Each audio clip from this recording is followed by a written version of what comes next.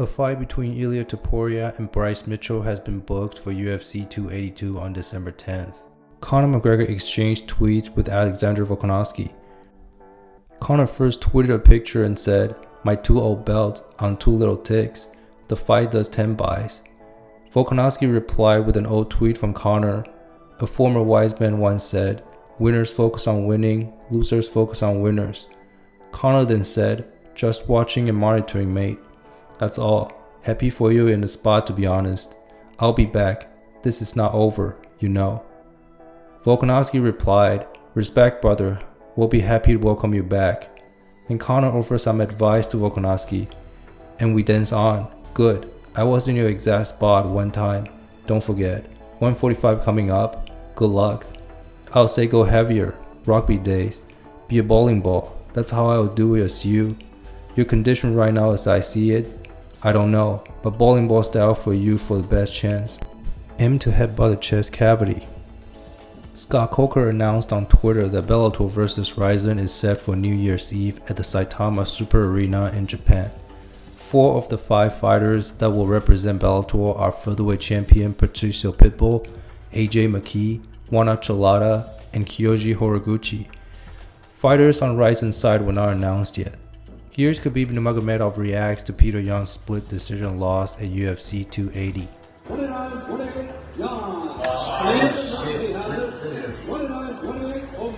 Oh no.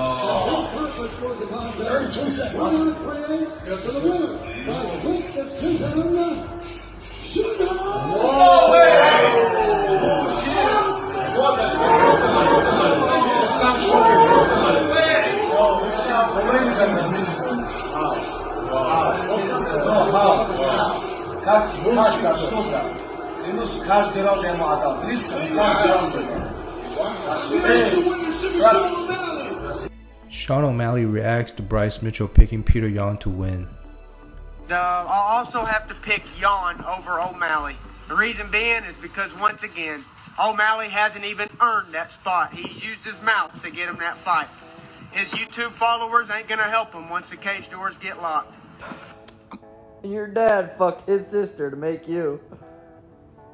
Here's what Aljamain Sterling had to say to the haters after his win against TJ Dillashaw. But for people to try to discredit me, had this guy had won, it would have been the ending. It would have been a never-ending parade of the fake champion finally loses, who should have been 0-2 against Yan. It's just like, there's literally no winning. And that's why I don't give a shit, because of that. And people are going to say, and this is what's going to happen. I'm going to say this, and people are going to go, "Oh, he says he doesn't give a shit, but he's reading the comments." I'm going to go, dumb. I'm reading the comments for my purpose of building the next fight, seeing what people are saying, seeing how to respond in the sense of how to go forward and proceed. And it's all a game. It's a business at the end of the day. So if you can't wrap that around your head, then you're too dense and too stupid. And as I said, common sense ain't so common. And I read the comments, and it's good for me on the downtime, because I get to chill back and relax and just kind of laugh while I'm having a beer, taking my victory lap. So the joke's on you. You're sitting here talking shit about a guy who's way more successful than you'll ever be in your life.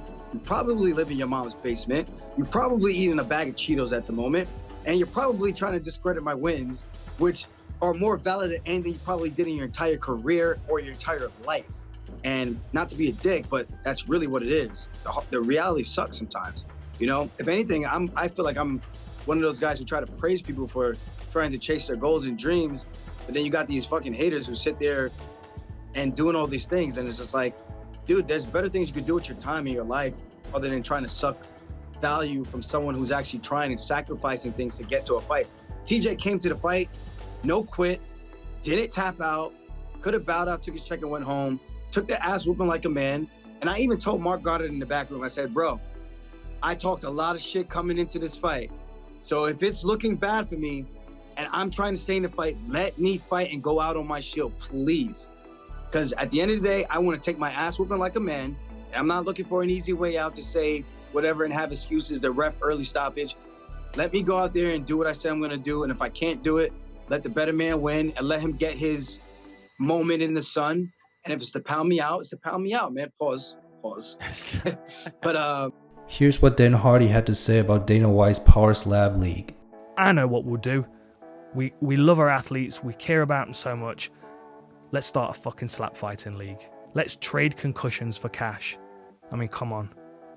And you can advertise that to me while I'm trying to watch MMA, while I'm trying to enjoy my sport, and now I'm... Come on. Like, say one thing, do another. Say one thing, do another. Say one thing, talk some shit, do another. It's the same pattern over and over again. You can say what you like at the press conference. I don't care. I don't give a fuck what you think either, Dana. I don't, honestly. I did once. And there are a lot of fighters out there that do give a fuck what you think. But they give a fuck what you think because you're in control. They wouldn't look at you on the street if you weren't in control of the UFC. And certainly not the way that you treat people. Jesus. Like, people will wake up one day. They'll wake up. Slowly people are doing it. And if you have enough thorns in your side, eventually you're going to bleed out. Don't ever forget that.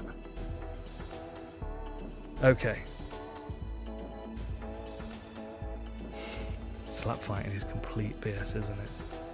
I mean, what the fuck is that about? How did that become a thing?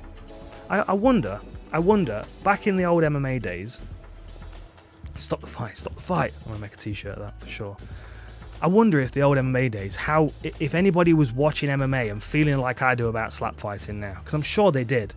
Like, I had a long conversation about with somebody about fucking, oh, it's this and that, human cockfighting and stuff, but I can't for the life of me understand the endeavor of slap fighting, aside from to make a bit of cash and get something for your Instagram. It's cashing in on fucking brain trauma.